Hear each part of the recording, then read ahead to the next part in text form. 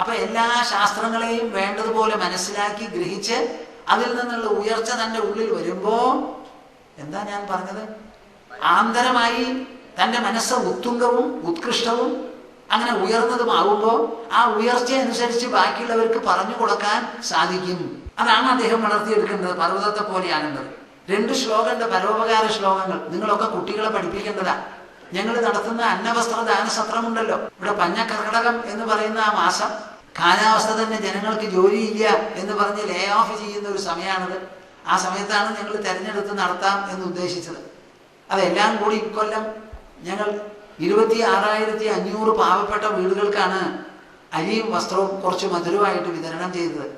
എല്ലാം കൂടി ഒരു 250-ലേറെ ഗ്രാമങ്ങൾ ഉണ്ടാവും 10-45 വിതരണ കേന്ദ്രങ്ങളിൽ നിന്ന്. എവിടെ പോയിട്ട് ഈ അന്നവസ്ത്രദാനം നടത്തുന്നുണ്ടോ അത് നടത്തുന്ന സമയത്ത് ചൊല്ലുന്ന ശ്ലോകാണത്, നാമസങ്കീർത്തനത്തോടൊപ്പം.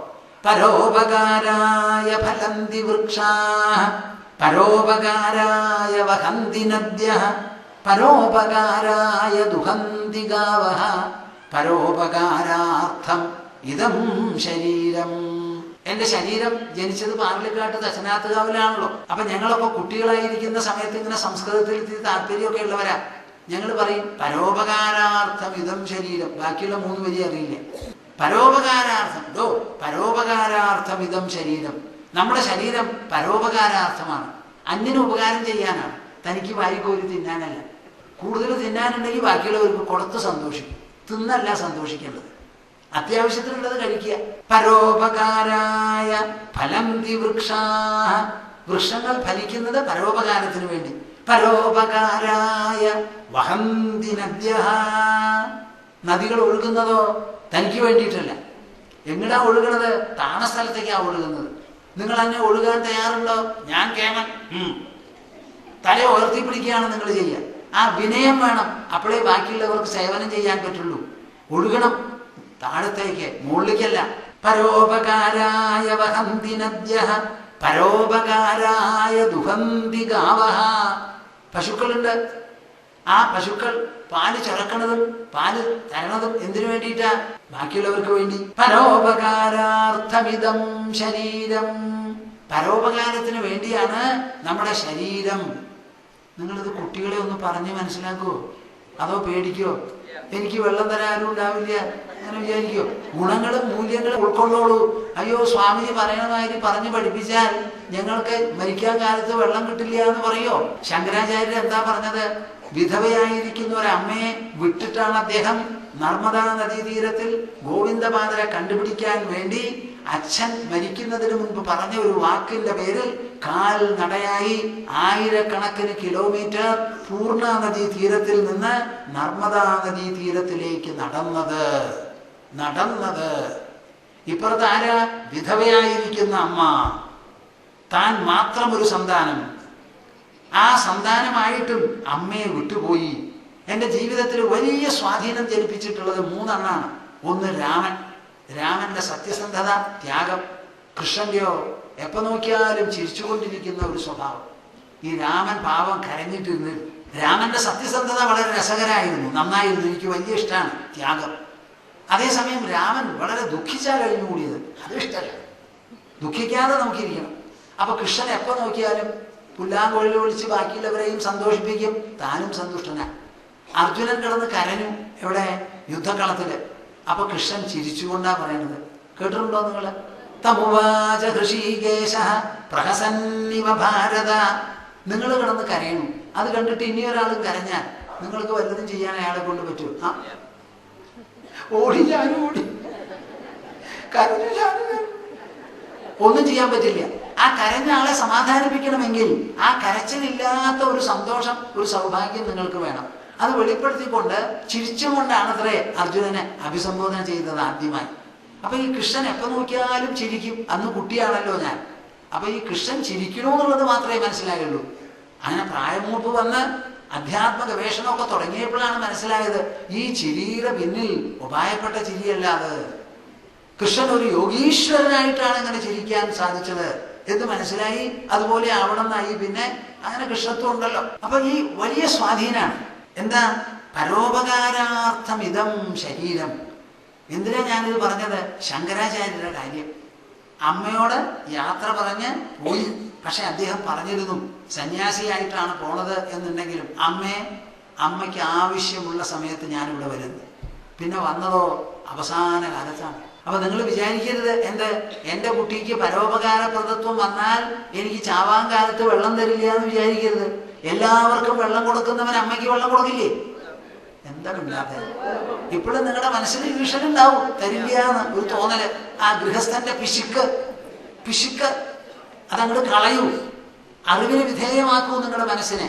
ഒരിക്കലും വിചാരിക്കരുത് എല്ലാവരെയും സ്നേഹിച്ച് വാത്സല്യത്തോടു കൂടിയിരിക്കുന്ന എൻ്റെ ശിശു എന്നിലും സ്നേഹമുണ്ടാവും.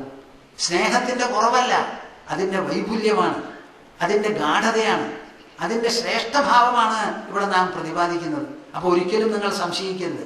പരോപകാരാർത്ഥമിതം ശരീരം, പരോപകാരാർത്ഥമാണ് മനുഷ്യ ശരീരം. അതിനെ സ്വാർത്ഥ ശരീരമാക്കി തീർക്കരുത്. പിബന്തി നദ്യ സ്വയമേവ നാംഭ സ്വയം ന ഖാദന്തി ഫലാനി വൃക്ഷാ നാദന്തി സസ്യം ഖലു വാരിവാഹ പരോപകാരായ സതാം വിഭൂതയഃ. ഇങ്ങനെയുള്ള മുത്തുപോലെയുള്ള കാര്യങ്ങൾ എന്നോ രചിച്ച് പാടി രസിപ്പിച്ച് മൂല്യങ്ങളെ അനശ്വരമായി ശാശ്വതമായി പ്രതിഷ്ഠിച്ചിട്ടുള്ള വിശേഷപ്പെട്ട ഒരു പുണ്യ സമാജമാണ്, പുണ്യരാഷ്ട്രമാണ് നമ്മുടേത്. നിങ്ങളത് മനസ്സിലാക്കണുണ്ടോ? നിങ്ങൾ ഇപ്പോഴും ഉറ്റുനോക്കുന്നത് പാശ്ചാത്യ മഹിമയ്ക്കാണ്.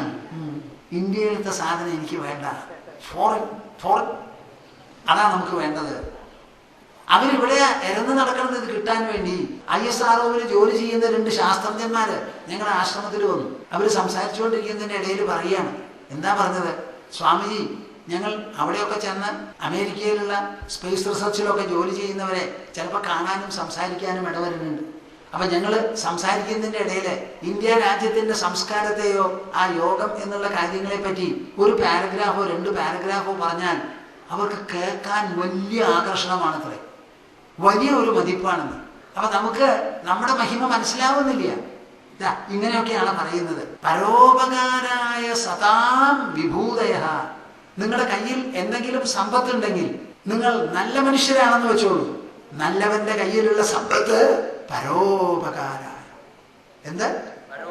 പരോപകാരായ സതാം വിഭൂതയഃ. നല്ല മനുഷ്യര്, സജ്ജനങ്ങൾ, അവരുടെ കയ്യിലുള്ള വിഭവങ്ങൾ എന്തായാലും അത് അന്യർക്ക് ഉപകാരം ചെയ്യാൻ വേണ്ടിയാണ്. ആരുടെ കയ്യിൽ പണമുണ്ടെങ്കിലും ആ പണം സമാജത്തിൽ നിന്ന് വന്നതാണ്. ഞാൻ പറഞ്ഞാൽ നിങ്ങൾ ഇത് മനസ്സിലാക്കോ? ഏത് വ്യവസായ മേധാവി എടുത്തോളൂ, അദ്ദേഹത്തിന്റെ ഉത്പന്നങ്ങൾ ആരാ വാങ്ങുന്നത്? പാവപ്പെട്ടവനും പണക്കാരനും ഒരുപോലെ വാങ്ങും. പണക്കാര് 10 ഉണ്ടെങ്കിൽ പാവപ്പെട്ടവർ 10,000-ഉം 10 ലക്ഷവും ഉണ്ടാവും. അവർക്ക് വിറ്റിട്ട് അവർ മേടിച്ചിട്ടാണല്ലോ അങ്ങ് ഓരോ പണം. അതുമാതിരി കൃഷി വിളകളൊക്കെ നിങ്ങൾ കൊടുക്കുന്നത് ആർക്കാ? ഉപഭോക്താക്കൾക്ക്. ആരായി ഉപഭോക്താക്കൾ? മനുഷ്യര്, സമാജം. അപ്പൊ നമ്മുടെ കയ്യിലുള്ള പണം ആരുടെ പണമായാലും ആ പണത്തിന് നാം നമ്മുടെ ചുറ്റുമുള്ള സമാജത്തോട് കടപ്പെട്ടവരാണ്. ആണ്. ഇതൊരു സത്യമാണ്, ഒരു വാസ്തവമാണ്, അനിഷേധ്യമാണ് ഈ പറയുന്ന വാക്ക്. അപ്പൊ വ്യവസായ മേധാവികൾക്കും പണക്കാർക്കും എല്ലാവർക്കും മനസ്സിലാവണം, എൻ്റെ കയ്യിലുള്ള പണം മറ്റവന്റെ കയ്യിൽ നിന്ന് നേരുമാർഗത്തിലോ വളഞ്ഞ മാർഗത്തിലോ കൊണ്ടുവന്ന സംശയമൊന്നുമില്ല ആ കാര്യത്തിൽ. അതിന്റെ കാര്യമായ ഒരു വിഹിതം അന്യജനങ്ങൾക്ക് വേണ്ടി നാം സമർപ്പിക്കണം, നൽകണം, കൊടുക്കണം. അപ്പൊ സജ്ജനങ്ങൾക്കുള്ള വിഭൂതി, വൈഭവം എങ്ങനെയാ? ബാക്കിയുള്ളവർക്ക് വേണ്ടിയാണ്. പരോപകാരായ സദാം വിഭൂതയഃ. നിങ്ങളെ ഓരോരുത്തരെയും വിലയിരുത്തിക്കോളൂ. നിങ്ങളുടെ കയ്യിലുള്ളത് 10 പൈസയാവാം, 10,000 രൂപയാകാം, 10 ലക്ഷമോ 10 കോടിയോ ആകാം. അതിൻ്റെ ആനുപാതികമായിരിക്കുന്ന ഒരു ഭാഗം സമാജത്തിന്റെ നന്മയ്ക്ക് വേണ്ടി തുറന്ന മനസ്സോടുകൂടി സ്നേഹോഷ്മളതയോടുകൂടി നിങ്ങൾ ഒരു സമർപ്പണം എന്നുള്ള നിലയ്ക്ക് നൽകണം. ഇവിടെ ചിലരൊക്കെ സന്യാസിമാർക്കൊക്കെ പാദസമർപ്പണമാണ്, ഈശ്വരന് പാത കാണിക്കുക എന്ന് പറയുന്ന മാതിരി. എന്നാലേ അവർ പറയും ഗുരുദക്ഷിണ പരദക്ഷിണ എന്നൊക്കെ. ഈ ഗുരുദക്ഷിണ എന്നൊക്കെ പറയുന്നത് വളരെ തെറ്റാണ്. എന്താ ഈ ദക്ഷിണ? ദക്ഷിണ ജ്ഞാന സന്ദേശ. ദക്ഷിണ എന്ന് പറഞ്ഞാൽ നമ്മുടെ ബുദ്ധിയുടെ ദക്ഷത ഉപയോഗിച്ച് ചെയ്യേണ്ട കാര്യമാണ്. അതാണ് പഠിക്കുക. പഠിച്ചതിനെ ബാക്കിയുള്ളവർക്ക് പറഞ്ഞു മനസ്സിലാക്കി കൊടുക്കുക.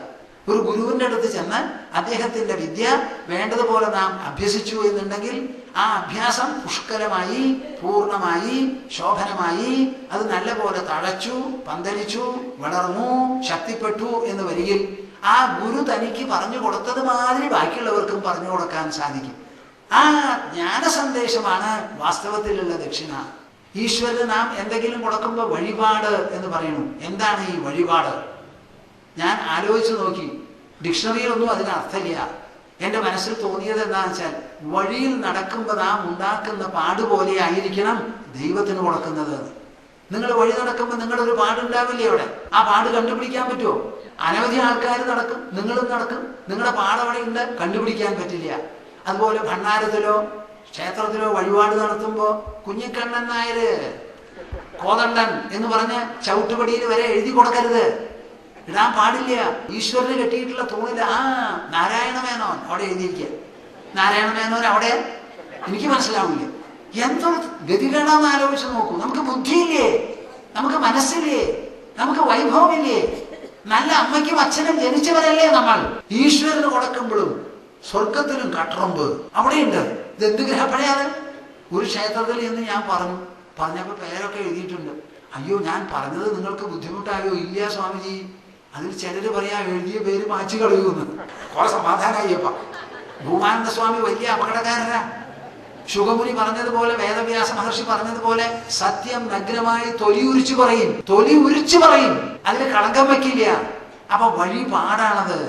വഴിയിൽ നിങ്ങൾ നടക്കണു. ഒരു കാറ് പോയാലും അത് എൻ്റെ കാറിന്റെ പാടാണെന്ന് പറയാൻ പറ്റില്ല. അങ്ങനെ എൻ്റെ എന്നുള്ള വിചാരം കഴിഞ്ഞ് നമ്മൾ അങ്ങോട്ട് കൊടുക്കണം സമർപ്പണമായി. അതിനൊക്കെ സംഭാവന. നിങ്ങൾ ആരാ സംഭാവന നൽകാൻ? ഭഗവാൻ. ആരാ നിങ്ങൾ? ഈശ്വരന് സംഭാവന നൽകാതെ കേൾക്കണോ? ഈശ്വരൻ സമ്മാനിച്ച ലോകത്തിൽ നിന്ന് ചൂഷണം ചെയ്ത് ജീവിക്കുന്ന നമ്മൾ ഈശ്വരന് സമ്മാനം കൊടുക്കാൻ പോവാണ്. തടിയിലും വലിയ കൊമ്പ്. അപ്പൊ വളരെ നല്ലപോലെ ആലോചിക്കണം. പിബന്തി നദ്യ സ്വയമേവ നാംഭഃ സ്വയം ന ഖാദന്തി ഫലാനി വൃക്ഷാഃ. പിബന്തി നദ്യഃ സ്വയമേവ നാംഭഃ. ഒഴുകുന്ന നദി ഏതെങ്കിലും ഒരു തുള്ളി വെള്ളം തന്റെ വെള്ളം കുടിക്കുന്നുണ്ടോ? ഇല്ല. സ്വയം ന ഖാദന്തി ഫലാനി വൃക്ഷാഃ. വൃക്ഷങ്ങൾ തന്നിൽ ഉണ്ടാകുന്ന ഫലങ്ങൾ ഏതെങ്കിലും ഒരെണ്ണം അണ്ണാറക്കണ്ണൻ കടിക്കുന്ന പോലെ കടിക്കാറുണ്ടോ? നാദന്തി സസ്യം ഖലു വാരിവാഹാഃ. മേഘങ്ങൾ വർഷിച്ചിട്ടാണ് സസ്യലതാദികളൊക്കെ ഉണ്ടാവുന്നത്. അതിലുണ്ടാവുന്ന ഏതെങ്കിലും ഒരു സസ്യം ഈ മേഘം ഭക്ഷിക്കുന്നുണ്ടോ? ഇല്ല. അതുപോലെ എത്ര തവണ പറയണം ഞാൻ? അതുപോലെ പരോപകാരായ സദാം വിഭൂതയഃ. നല്ല മനുഷ്യരുടെ കയ്യിലുള്ള വിഭവം മുഴുവനും പരോപകാരത്തിന് വേണ്ടിയാണ്. ഇതാണ് നമുക്ക് ഓതാനുള്ളതും പറയാനുള്ളതും. വളരെ വിശേഷപ്പെട്ട ഒരു നിലയാണത്. ശശ്വത് പദാർത്ഥ സർവേഹ പരാർത്ഥൈകാന്ത സംഭവഃ സാധുശിക്ഷയേത ഭൂഭൃത്തോ നഗശിഷ്യ പരാത്മതാം. അവിടുന്ന് അങ്ങോട്ട് പറയാണ്. എന്ത്? ഓരോരുത്തരുടെ നിന്നും പഠിച്ച പാഠം പറയുകയാണല്ലോ. പ്രാണവൃത്യൈവ സന്തുഷ്യേൻ മുനിർനൈവേന്ദ്രിയ പ്രിയൈഃ ജ്ഞാനം യഥാ നശ്യേത നാവകീര്യേത വാങ്മനഃ. അപ്പൊ ഓരോന്നിൽ നിന്നും പഠിച്ച കാര്യങ്ങൾ പറയാണ്. ഭൂമിയുടെ അടുത്തുനിന്നും ഭൂമിയിൽ നിന്ന് തന്നെ ഉണ്ടായ പർവ്വതങ്ങളും വൃക്ഷങ്ങളും എല്ലാം ഉണ്ട്. അതിൽ നിന്ന് പഠിച്ച പാഠങ്ങൾ പറഞ്ഞു. ഇനി അങ്ങോട്ട് നീണ്ടി പോവാണ്. ഈ ഭൂമി എന്ന് പറയുമ്പോൾ ആ ഭൂമിയിലുള്ള വിഭവങ്ങൾ എന്തെല്ലാം ഉണ്ടോ അതെല്ലാം കൂട്ടിപ്പിടിക്കണം. അങ്ങനെ കൂട്ടിപ്പിടിക്കുമ്പോൾ പർവ്വതം പ്രധാനപ്പെട്ട ഒരു വിഷയമാണ്. അതുകൊണ്ടാണ് നദി ഒഴുകി ശാശ്വതം എന്ന് പറയട്ടെ കൊല്ലം മുഴുവനും ഒഴുകിക്കൊണ്ടിരിക്കാൻ സാധിക്കുന്നത് ഉയർന്ന പർവ്വതത്തിൽ നിന്ന് തുടങ്ങുന്നത് കൊണ്ടാണ്. ഏറ്റിറക്കില്ലെങ്കിൽ പുഴ സാധ്യമല്ലല്ലോ എന്ന് പറഞ്ഞു. അതുമാതിരി വൃക്ഷങ്ങളും ലതാദികളും എല്ലാം നമ്മെ പഠിപ്പിക്കുന്നുണ്ട്. വൃക്ഷം പരിപൂർണമായും പരഭൃത്തുക്കളാണ്. മറ്റുള്ളവർക്ക് വേണ്ടിയാണ് അവരുടെ നിലനിൽപ്പും കായ്പും പൂക്കലും എല്ലാം തന്നെ. ഈ വൃക്ഷത്തെപ്പറ്റി പറയുമ്പോൾ ഒരു കാര്യം പ്രത്യേകിച്ച് ഓർമ്മ വരിക. വളരെ ചെറുപ്പകാലത്ത് സുഭാഷിത രൂപത്തിൽ കേട്ടതും പഠിച്ചതുമായ ഒരു ശ്ലോകമാണ്. പ്രഥമ വയസി ദത്തം തോയമൽപം സ്മരന്തഃ ശിരസി നിഹിത ഭാര നാരികേള നരാണാം സലിലമൃതകൽപ്പം ദദ്യുരാജീവനാന്തം നഹി കൃതമുപകാരം സാധവോ വിസ്മരന്തി. നാം കേരളക്കാരല്ലാത്തവരും ഇവിടെ ഉണ്ടാവാം ഒരു പക്ഷേ. എന്തായാലും മലയാളം പറയുന്നവരാവുമെന്ന് വിചാരിക്കുന്നു. ഈ കേരളം എന്നുള്ള പേര് എങ്ങനെയാ വന്നത്? കേരവൃക്ഷത്തിൽ നിന്ന് വന്നതാണ് കേരളം. കൽപ്പക വൃക്ഷമാണ് തെങ്ങ് എന്ന് പറയാറുണ്ട്. എന്താ ഈ തെങ്ങിന് എന്തെങ്കിലും ഒരു വിശേഷമുണ്ടോ ചോദിച്ചാൽ വിശേഷമുണ്ട്. കൊല്ലത്തിലെ എല്ലാ സമയത്തും അതിൽ കായാണ്. അത് നെട്ടു വളർത്താനുള്ള പ്രയത്നം എങ്ങനെയാ? വാസ്തവത്തിൽ മണപ്രദേശത്താണ് കൂടുതലും തെങ്ങ് വയ്ക്കുക. അവിടെ 3 വർഷം അത് നെട്ട് നനച്ചാൽ മതി. സാധാരണ എപ്പോഴാണ് തെങ്ങ് വയ്ക്കുക എന്നറിയോ? കുംഭമാസത്തിലാണ്. കുംഭത്തിൽ വെച്ചാൽ മീനം, മേടം, ഇടവപ്പാതി ആവുമ്പോഴേക്കൊക്കെ നല്ലപോലെ മഴയാവും. അതിന് മുമ്പേ മഴ തുടങ്ങും. അപ്പോൾ കുംഭമാസത്തിൽ തെങ്ങ് അങ്ങോട്ട് വെച്ച് അതിൽ വേണ്ടി വന്നാൽ ഒരു കുടത്തിൽ വെള്ളം നിറച്ച് ആ കുടത്തിന് ചെറിയൊരു തുളയുണ്ടാക്കി അതിൽ തുണി കൊണ്ട് തിരിയിട്ട് അടച്ച് ആ തെങ്ങ് നട്ടിട്ടുള്ള ആ തൈ ഉണ്ടല്ലോ, ആ തൈയിൻ്റെ തടത്തിൽ മണലിൻ്റെ മുകളിൽ വയ്ക്കും. അപ്പോൾ എറ്റ ഈ വെള്ളം ഇങ്ങനെ വീണുകൊണ്ടിരിക്കും 24 മണിക്കൂറും എന്നാണ് പ്രമാണം. നിങ്ങൾ കേട്ടിട്ടുണ്ടാവും അത്. ചിലരൊക്കെ കേട്ടിട്ടുണ്ടാവും കേരളക്കാരാണെങ്കിൽ. അങ്ങനെ 3 മാസം ഈ തെങ്ങ് നനയ്ക്കുമ്പോഴേക്കും മഴക്കാലമായി. മഴക്കാലം എന്ന് പറയുമ്പോഴോ അവിടുന്ന് അങ്ങോട്ട് വൃശ്ചികം, ധനുമാസം വരെയൊക്കെ മഴയാണ്. കുംഭം, മീനം, മേട, ഇടവം കഴിഞ്ഞാൽ മിഥുനം, കർക്കിടകം, ചിങ്ങം, കന്നി, തുലാം, വൃശ്ചികം, ധനു 7 മാസം അതിന് മഴ കിട്ടി. അപ്പോൾ 10 മാസത്തെ വളർച്ചയായി. പിന്നെ വാസ്തവത്തിൽ ഈ മണൽ പ്രദേശത്തിന് ഈ തെങ്ങിന് വെള്ളം ഒഴിക്കുകയേ വേണ്ട. എന്നാൽ ഈ വച്ച ദിവസം മുതൽക്ക് 3 മാസമുള്ള നന വളരെ മുറയ്ക്ക് കോട്ടം കൂടാതെ നടത്തണം. ഇത് വളരെ അത്യാവശ്യമാണ്. ഒരു തെങ്ങിന് യജമാനൻ നൽകുന്നത് ഇത് മാത്രമാണ്. അത് നെട്ട് നനയ്ക്കുന്ന ആള് ഈ 3 മാസത്തെ നനവാണ് ഇതിന് നൽകുന്നത്. പ്രഥമ വയസി ദത്തം തോയമൽപ്പം സ്മരന്തഃ. ഈ 3 മാസത്തെ നന വളരെ അധികമായി എന്ന് നിങ്ങൾക്ക് തോന്നുന്നുണ്ടോ? വളരെ അല്പേ ഉള്ളൂ. അല്പകാലികമായിട്ടുള്ള ഒരു നനവാണ് ആ തെങ്ങിന് കൊടുത്തിട്ടുള്ളത്. അതാണ് ഭർതൃഹരി പറയുന്നത്. പ്രഥമ വയസി ദത്തം, ആദ്യത്തെ വയസ്സിൽ തോയമൽപ്പം സ്മരന്തഃ, അല്പമായ തോയം വെള്ളം സ്മരിച്ചുകൊണ്ട് ശിരസി നിഹിത ഭാരാനാരികേല നരാണാം. അത് കായ്ക്കാൻ തുടങ്ങുന്നത് എപ്പോഴാണ്? പഴയ കാലത്ത് 5 കൊല്ലം കഴിഞ്ഞിട്ടാണ് കായ്ക്കുക. ഇപ്പോൾ പുതിയ ചില വെറൈറ്റിയൊക്കെ ഉണ്ട്, തരങ്ങൾ. അത് 3 കൊല്ലം കഴിഞ്ഞാൽ കായ്ച്ചു തുടങ്ങും. എന്താ ഈ കായ? തേങ്ങ. അതെവിടെയാ? തലയിലാണ്. പൊക്കം കൊല്ലം തോറും കൂടി വരും. പട്ടകളൊക്കെ താഴത്തേക്ക് വീഴും. സാധാരണ മരം ഈ തടി എന്ന് പറയുന്നത് വളർന്നു കഴിഞ്ഞാൽ അങ്ങനെ പൂവാറാണുള്ളത്. ഇതെങ്ങനെയാ?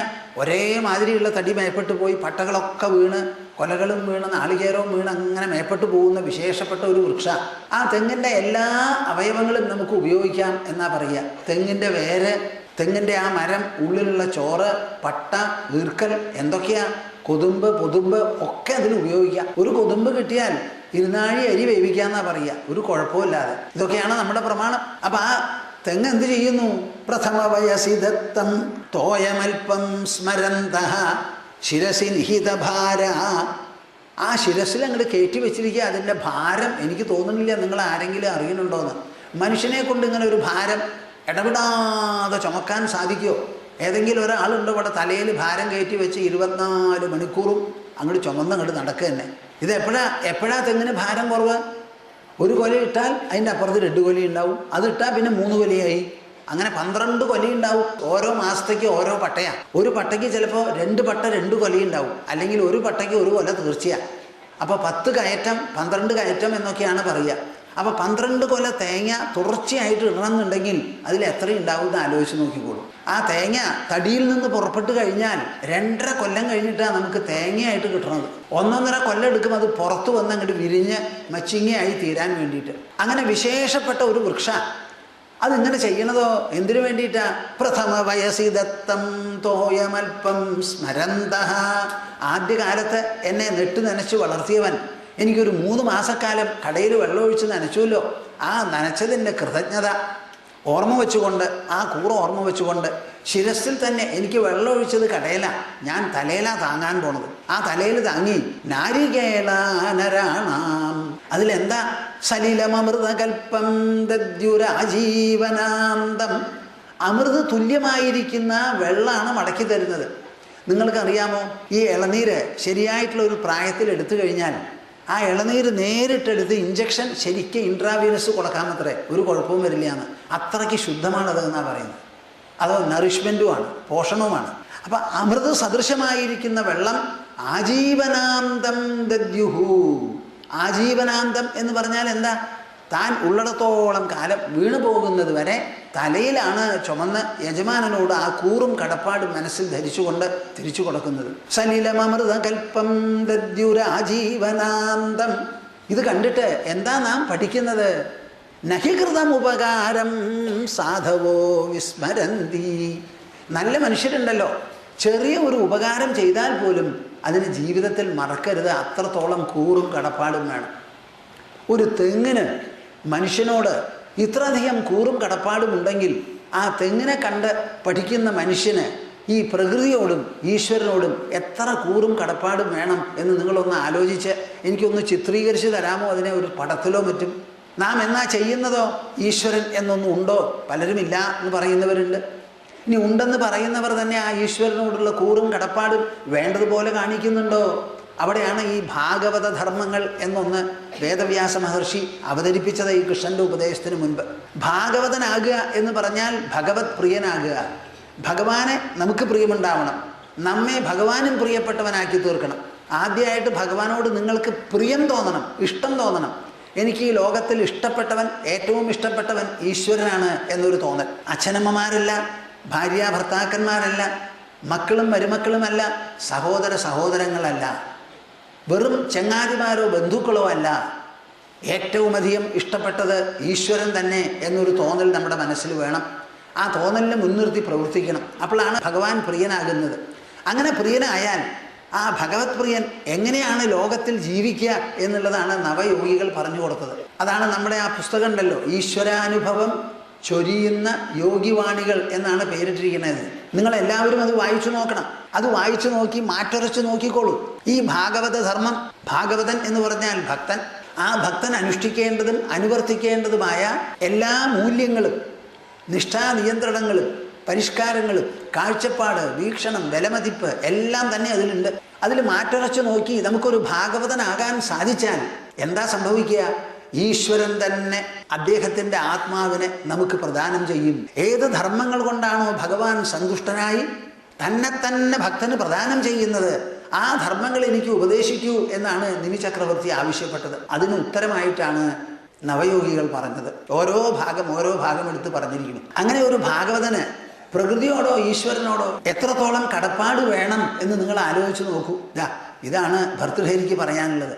പ്രഥമ വയസി ദത്തം തോയമൽപം സ്മരന്ത ശിരസി നിഹിത ഭാര നാരികേളാനരാണാം സലിലമൃതകൽപ്പം ദദ്യുരാജീവനാന്തം നഹി കൃതമുപകാരം സാധവോ വിസ്മരന്തി.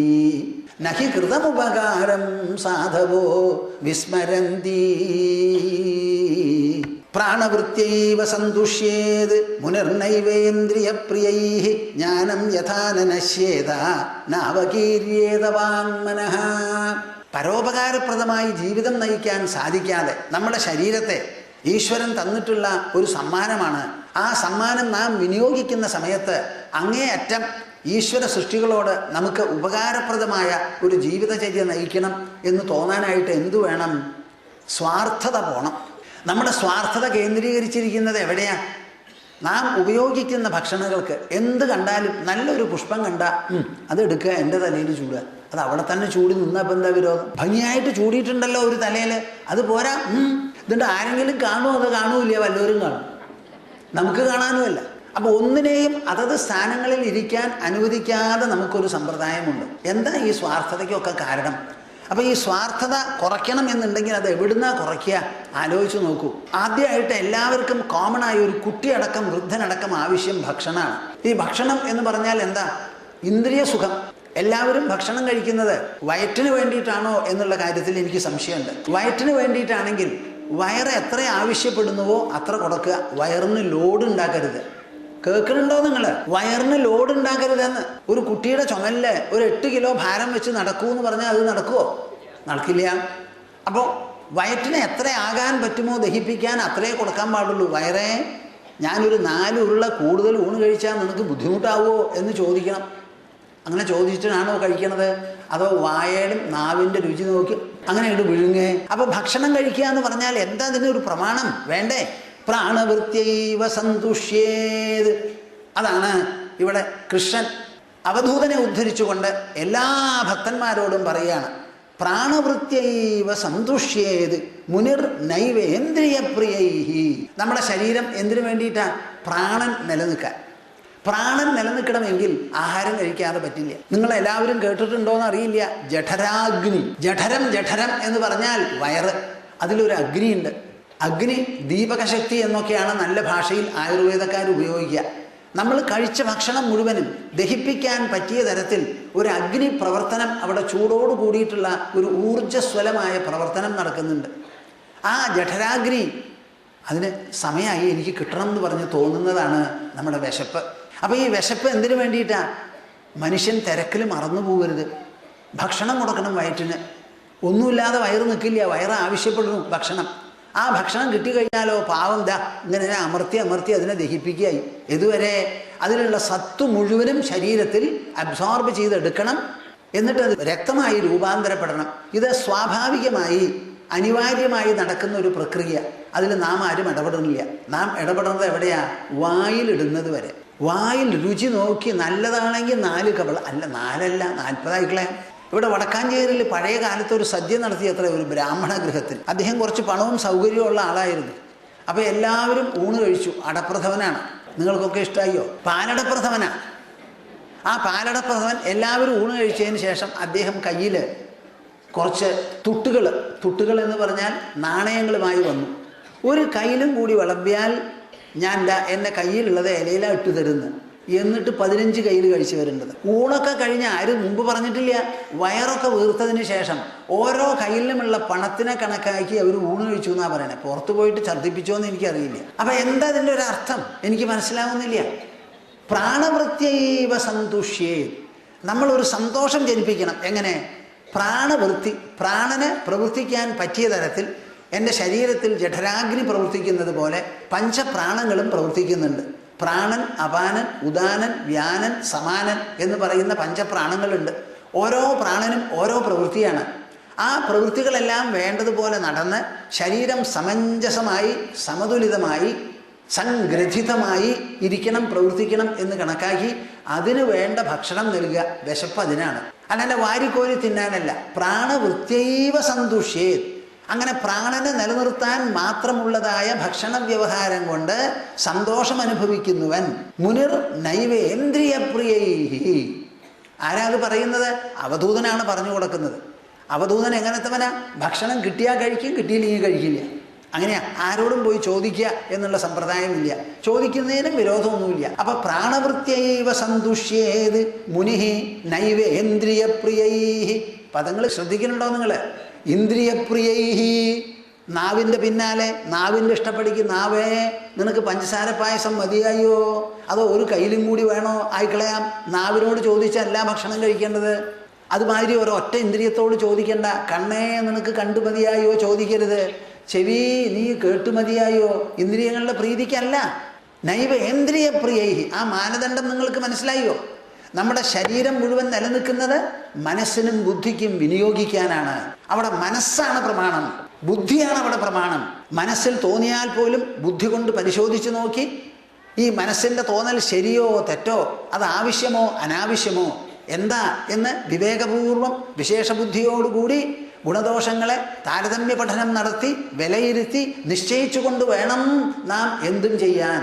തലയ്ക്ക് കീഴിലാവണം എല്ലാ പ്രവൃത്തികളും. ഉത്തമാംഗമാണ് നമ്മുടെ തല, അതിൻ്റെ ഉള്ളിലുള്ളതാണ് ബുദ്ധി. അത് വളരെ ശ്രദ്ധിക്കുക. നൈവേന്ദ്രിയപ്രിയൈഹി.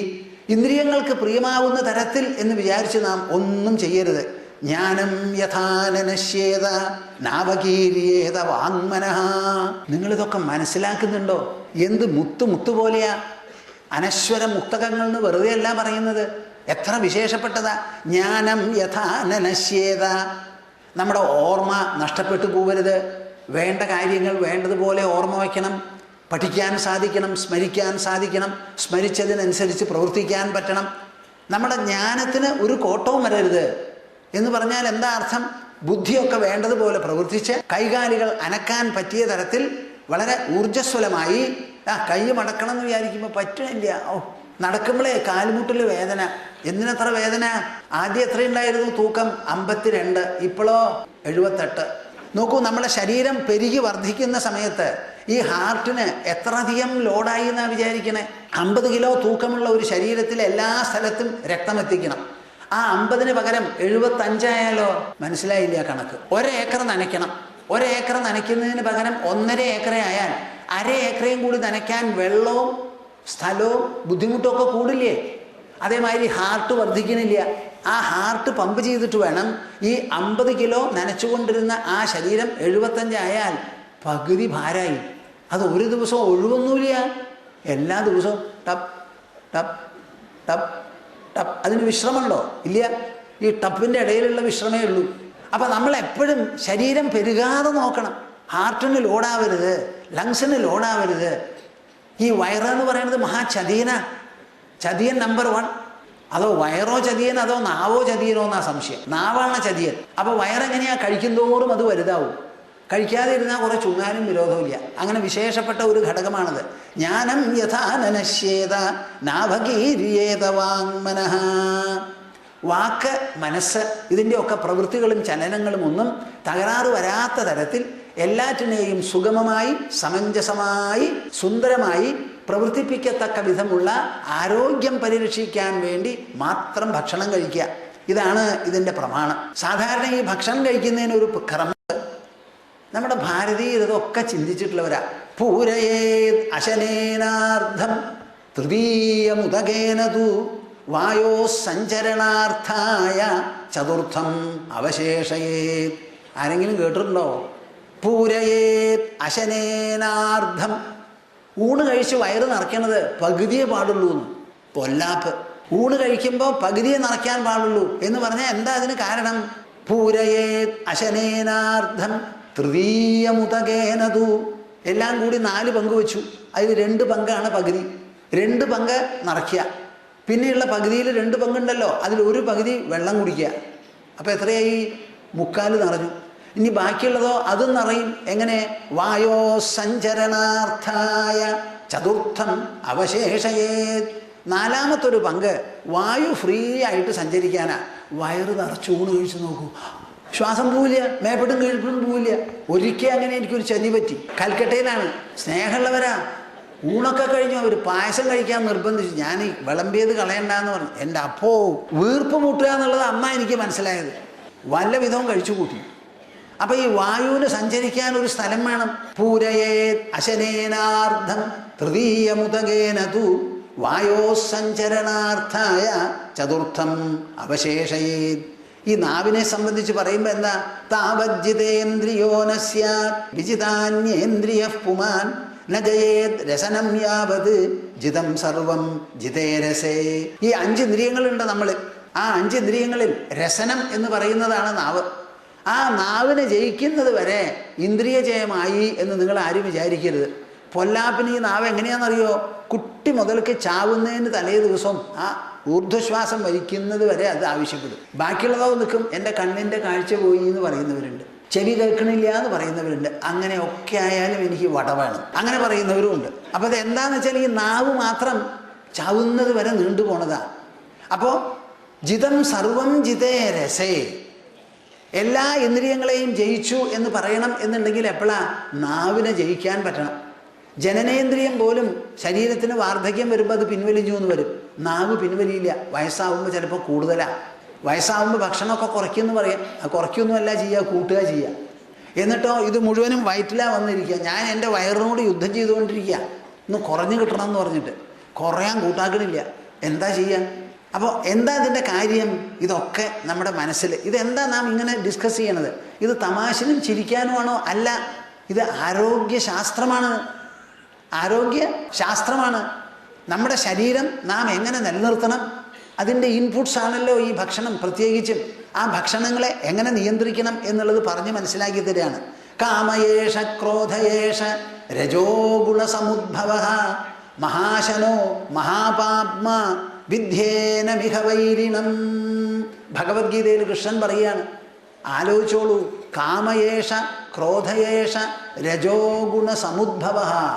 ഈ ആശ എന്ന് പറയുന്നുണ്ടല്ലോ, അത് എന്തിനായാലും കൊള്ളാം. ഭക്ഷണത്തിനാവട്ടെ, ആഭരണത്തിനാവട്ടെ, വസ്ത്രത്തിനാവട്ടെ, പാർപ്പിടത്തിനാവട്ടെ, എന്തോ ആവട്ടെ. ആശ എന്ന് പറഞ്ഞാൽ അത്യാർത്ഥിയാവുമ്പോൾ അത് കാമമായി. ദൂരെയായി. അപ്പോൾ കാമയേഷ ക്രോധയേഷ രജോ ഗുണസമുദ്ഭവ. മനുഷ്യൻ എന്തുകൊണ്ടാണ് പാപം ചെയ്യുന്നത്? ഇഷ്ടമില്ലെങ്കിൽ പോലും ദുഷ്പ്രവൃത്തി ചെയ്യുന്നുണ്ടല്ലോ ചിലര്. എന്താ അതിന് കാരണം എന്ന് ചോദിച്ചപ്പോൾ മറുപടി പറയാണ്, കാമമാണ് അതിന് കാരണം. അത് തന്നെ തടസ്സപ്പെടുമ്പോൾ ഉണ്ടായിത്തീരുന്ന പ്രതിപ്രതികരണമാണ് ക്രോധം എന്ന് പറയുന്നത്. ആ കാമവും ക്രോധവുമാണ് ഇതിന് കാരണം. മഹാശനോ മഹാപാപ്മ. കേൾക്കുന്നുണ്ടോ നിങ്ങള്? മഹാശനഃ, അത് അഗ്നിയെ പോലെയാ. എത്ര തിന്നാലും മതിയാവില്ലത്രേ. ആർക്ക്? കാമത്തിന്. അപ്പൊ കാമത്തിനെ പൂരിപ്പിച്ച് തൃപ്തിപ്പെടുത്താം എന്ന് നിങ്ങൾ വിചാരിക്കരുത്. മഹാശനോ മഹാപാപ്മ വിദ്യേനമിഹ വൈരിണം. ഈ ശരീരത്തിൽ അധിവസിക്കുന്ന ഉത്കടമായിരിക്കുന്ന ഒരു ശത്രുവാണത് എന്ന് മനസ്സിലാക്കൂ. രജോ ഗുണസമുദ്ഭവ. പ്രകൃതിയുടെ ഘടകങ്ങളാണ് സത്വം, രജസ്, തമസ് എന്ന് പറയുന്ന 3 ഗുണങ്ങൾ. അത് കെമിസ്ട്രിയും ഫിസിക്സും ഒന്നും അല്ല. അധ്യാത്മമായിരിക്കുന്ന 3 ഘടകങ്ങൾ, പരിഗണനകൾ. അതിൽ ആ രജോ ഗുണം രചിക്കുന്നതാണ് ഈ കാമം എന്ന് പറയുന്നത്. അത് തന്നെയാണ് തടസ്സപ്പെടുമ്പോൾ ക്രോധമായി തീരുന്നത്. അത് വളരെയധികം ഗൗരവത്തോടു കൂടി പരിഗണിക്കേണ്ടതാണ്. ന ജാതു കാമഃ കാമാനാം ഉപഭോഗേന ശാമ്യതി ഹവിഷാ കൃഷ്ണവർത്മേവ ഭൂയ ഏവാഭിവർദ്ധതേ. ന ജാതു കാമഃ കാമാനാം ഉപഭോഗായ ശാമ്യതി. ഏതെങ്കിലും ഒരു ആഗ്രഹം നിറവേറ്റി നിങ്ങളത് ഇല്ലാതെയാക്കാം എന്ന് വിചാരിക്കരുത്. നിങ്ങളുടെയൊക്കെ വിചാരം, അവൻ കുട്ടിയല്ലേ കഴിച്ചോട്ടെ, ചെറുപ്പല്ലേ ആയിക്കോട്ടെ, വയസ്സാവുമ്പോൾ പോകുന്നൊന്നും പോവില്ല. ഉള്ളിലെങ്ങനെ കടന്നു കൂടിയിരിക്കും. വലിയ കള്ളന്മാരാ അത് മുഴുവനും. തെരഞ്ഞു പിടിച്ചിട്ട് എനിക്ക് വേണ്ട, എനിക്ക് വേണ്ട, ആ വേണ്ട എന്നുള്ള തോന്നൽ, ആ തീരുമാനം നമ്മുടെ മനസ്സിൽ ഉണ്ടാകുന്നത് വരെ അത് തുടരും. മനസ്സിലുള്ള എന്ത് ദുർഗുണങ്ങളും നീക്കാനുള്ള വഴി അതിന് ദുർഗുണമാണെന്ന് മനസ്സിലാക്കി നമ്മുടെ ഉള്ളിൽ തന്നെ അതിനൊരു പ്രതിരോധം രചിക്കുകയാണ്.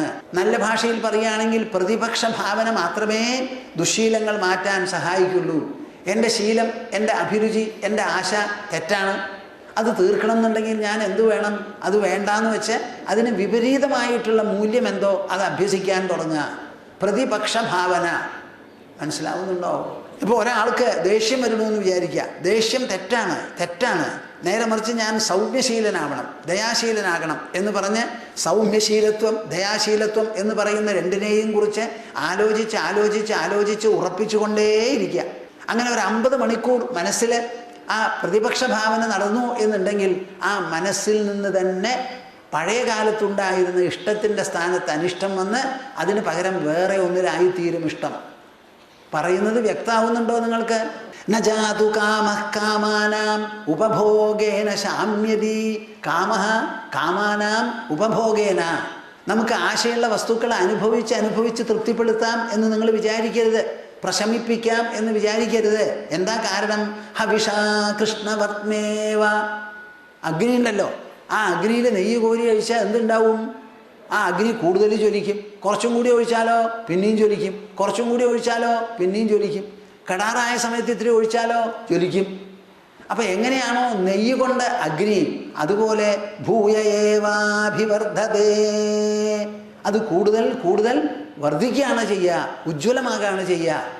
അപ്പം മനസ്സിലുള്ള ആശകളെയൊക്കെ, ഭക്ഷണത്തിലുള്ള ആശ ക്രമീകരിക്കണമെങ്കിൽ അറിവ് മാത്രമേ അതിനുള്ള വഴിയുള്ളൂ. ഭക്ഷണം എന്ന് പറയുന്നതിൻ്റെ അർത്ഥമെന്ത്, വ്യാഖ്യാനമെന്ത്, സ്ഥാനമെന്ത്, പ്രയോജനമെന്ത്? കഴിക്കാവുന്ന ഭക്ഷണം എത്രത്തോളമുണ്ട്, എത്രയാ കഴിക്കുക, എന്താ കഴിക്കുക? ഒരു ഡയറ്റീഷ്യൻ്റെ അടുത്ത് ചെന്ന് നോക്കൂ. അവർ നിങ്ങളുടെ ഭക്ഷണക്രമങ്ങൾ പരിശോധിച്ചതിന് ശേഷം നിങ്ങൾക്ക് കഴിക്കാവുന്ന സാധനങ്ങളുടെ അളവുകളും തോതുകളും നിശ്ചയിച്ച് അവരങ്ങോട്ട് തരും. ഇത്രയേ കഴിക്കാൻ പാടുള്ളൂ.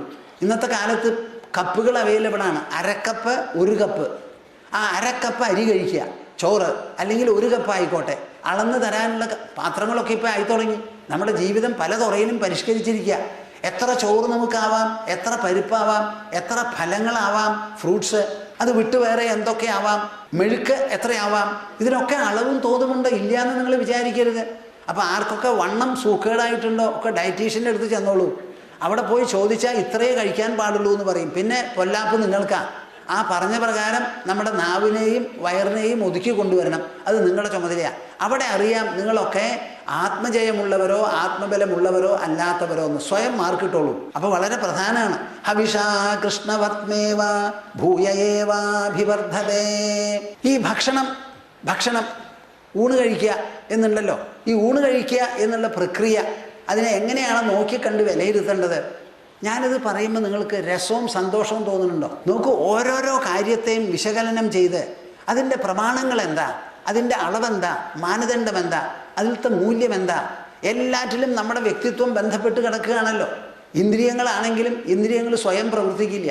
ഞാൻ എപ്പോഴും പറയുന്നതാണ്, എല്ലാ പ്രവൃത്തികളും തുടങ്ങുന്നത് മനസ്സിൽ നിന്നാണ്, നിലനിർത്തുന്നതും മനസ്സാണ്, അവസാനം പരിസമാപിക്കുന്നതും മനസ്സിൽ തന്നെയാണ്. അപ്പം മനസ്സിൽ വേണം ഈ പരിശോധന, ഈ പരിഷ്കാരം, ഈ ക്രമീകരണം ഒക്കെ കൊണ്ടുവരാൻ മനസ്സിലാണ്. മനസ്സിൽ എങ്ങനെയാണ് ക്രമീകരണം വരിക? അതിനാണ് ഈ സത്സംഗം എന്ന് പറയുന്ന എക്സ്പോഷർ. നിങ്ങളെ എല്ലാവരെയും ഈ വിഷയത്തിലേക്ക് ജ്ഞാനരൂപത്തിൽ അങ്ങോട്ട് തുറന്നു തരിക. ഇങ്ങനെ ഒരു മേഖലയുണ്ടതാ, തുറപ്പുണ്ടാക്കി തരണു, എക്സ്പോഷർ. അത് പറയുമ്പോൾ അത് വേണ്ടതുപോലെ കേട്ട് ഗ്രഹിക്കണം. എക്സ്പോസ് ചെയ്യുക എന്ന് പറഞ്ഞാൽ തുറന്നു തരിക ഒരു ജ്ഞാനമണ്ഡലം. അത് തരുന്നത് എങ്ങനെയാ? മിക്കവാറും ശബ്ദത്തിലൂടെ, പ്രവക്താവിൻ്റെ പ്രവചനത്തിലൂടെയാണ് തരിക, തത്വപ്രവചനത്തിലൂടെ. അത് തരുന്ന സമയത്ത് കണ്ണും കാതുമായി അത് കേട്ട് ഉള്ളിൽ ഗ്രഹിക്കണം. അപ്പോൾ ഈ എക്സ്പോഷറും റിസപ്ഷനും ഒരുമിച്ച് നടക്കുന്നതാണ്. ഞാൻ ഈ പറയുന്ന വാക്കുകളെ സ്വീകർത്താക്കളായിരിക്കുന്ന നിങ്ങൾ, ശ്രോതാക്കളും പ്രേക്ഷകരുമായ നിങ്ങൾ ആ പറയുന്നത് അതേപടിക്ക് സ്വീകരിക്കുമ്പോൾ ഈ പ്രവചനം ഭംഗിയായി. ഞാൻ നടത്തുന്നത് തത്വകഥനമാണ്, നിങ്ങൾ നടത്തുന്നത് ശ്രവണമാണ്. കഥനം ഞാൻ നടത്തുന്നു, ശ്രവണം നിങ്ങൾ നടത്തുന്നു. ശ്രവണമില്ലെങ്കിൽ പിന്നെ കഥനമില്ല. കഥനമുണ്ട് ശ്രവണമില്ലെങ്കിലോ അപ്പോഴും പൊരുത്തക്കേടാണ്. ഇനി ശ്രവണമുണ്ട് കഥനമില്ലെങ്കിലോ അപ്പോൾ നിങ്ങൾക്ക് കിട്ടൂല. അപ്പോൾ ഈ കഥനവും ശ്രവണവും ഒരുമിച്ച് പോകുന്നതാണ്. എനിക്ക് നല്ലപോലെ പറയാൻ പരിശ്രമിക്കാം, പറയുന്നുണ്ടോയെന്ന് അറിയില്ല, നല്ലപോലെ പറയാനാണ് ഞാൻ പരിശ്രമിക്കാറുള്ളത്. ആ പറയുമ്പോൾ നല്ലപോലെ നിങ്ങൾ കേൾക്കും വേണം. അത് കേട്ട് കഴിഞ്ഞാൽ പിന്നെ പ്രവക്താവിൻ്റെ ദൗത്യം അവിടെ നിന്നു. അത് കേട്ടവരെന്ത് വേണം?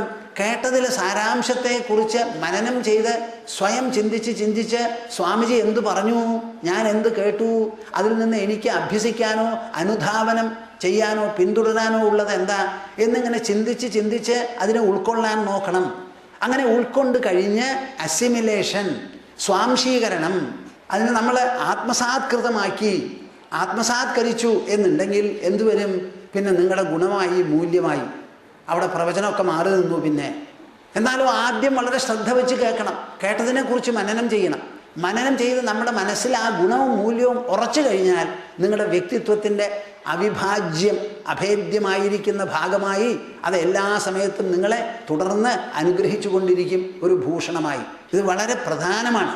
അപ്പോൾ ഈ കാര്യത്തിനെക്കുറിച്ച് വിശകലനം ചെയ്ത് ഇങ്ങനെ പറയുമ്പോൾ ശങ്കരാചാര്യർ അനവധി ഗ്രന്ഥം രചിച്ചിട്ടുണ്ട്.